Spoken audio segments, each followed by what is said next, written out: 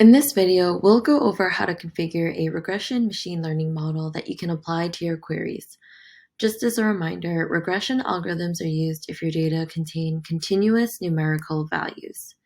So first, we're just going to create this machine learning workspace. Next, we're going to select our training dataset. In this case, this is a California housing dataset pulled from Kaggle, and it contains variables such as median income, number of households residing on one block, and median home value. You have the option of using Cloud9QL and in-house SQL-like syntax to transform your dataset. And in step 3, we're going to select our predictor attribute. In this case, I'm selecting the median home value variable. If you click on Analyze Data, we'll see a subset of our dataset, and now we're ready to begin the data preparation process. So Knowi will lead you through a series of steps before running the algorithm of your choice. In step 1, we're just validating the data types for each variable. In step 2, you have the option of removing any outliers in your dataset.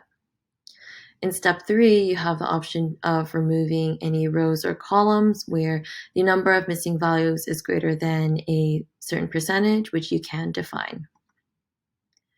In step 4, you can choose to rescale certain variables using normalization or standardization.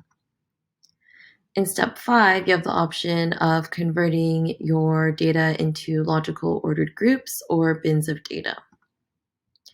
In step 6, you have the option of converting non-numerical values into real values. So in this case, what would happen is each category under ocean proximity would be transformed into a column, and 0 or 1 will be inserted as the value for each record.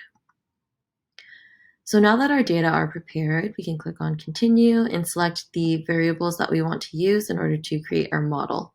In this case, I'm going to select all of the numerical values and omit the ocean proximity variable, which has a string data type. Knowi has a number of available models for you to choose from. Feel free to refer to the tool tip or our documentation for more information on each one. In this case, I'm going to just select regression tree and click on train. And if we take a look at this eyeball button here, or if we click on that button here, what we can see is the actual median home value and the predicted median home value.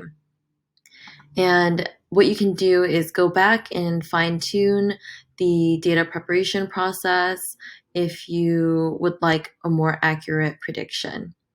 For now, we're just going to click on Save, and I'm just going to call this Regression Tree.